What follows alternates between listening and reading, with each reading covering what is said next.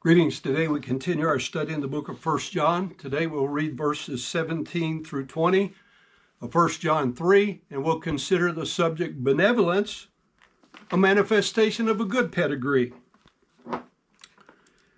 John 3:17, but whoso hath this world's good, and seeth his brother have need, and shutteth up his bowels of compassion from him, how dwelleth the love of God in him? My little children, let us not love in word, neither in tongue, but in deed and in truth. And hereby we know that we are of the truth, and shall assure our hearts before him. For if our heart condemn us, God is greater than our heart, and knoweth all things.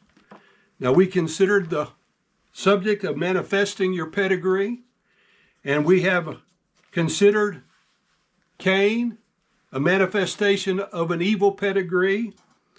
Now we want to look at the concept of benevolence as a manifestation of a good pedigree. 1 John 3:17, Webster defines benevolence as the disposition to do good. That would be love. An act of kindness. That would be charity. A generous gift. That would be benevolence. I submit for your careful consideration that the Greek word agape, or agape as some pronounce it, as it is used to describe God's love, includes our conception of benevolence.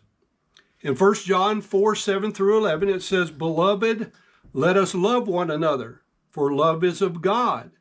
And every one that loveth is born of God, and knoweth God. He that loveth not, knoweth not God, for God is love.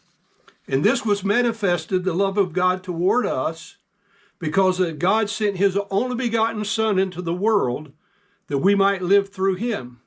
Herein is love, not that we loved God, but that he loved us, and sent his Son to be the propitiation, to be the satisfaction for our sins. Beloved, if God so loved us, we ought also to love one another. We can restate it with those words again, and I think it would be beneficial to do. Beloved, let us be charitable to one another, for being charitable is of God. And everyone that is charitable is born of God and knoweth God. He that is not charitable knoweth not God, for God is charitable. And this was manifested the charity of God toward us, because that God sent his only begotten Son into the world, that we might live through him. Herein is charity, not that we were charitable to God, but that he was charitable to us, and sent his Son to be the propitiation for our sins. Blood, if God was so charitable to us, we ought also to be charitable to one another. Indulge me one more time. Beloved, let us be benevolent to one another, for being benevolent is of God.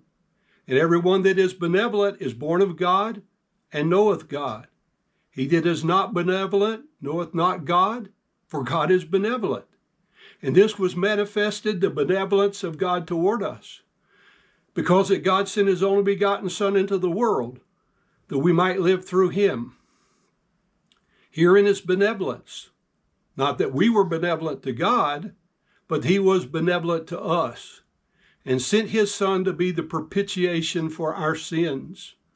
Beloved, if God was so benevolent to us, we ought also to be benevolent to one another.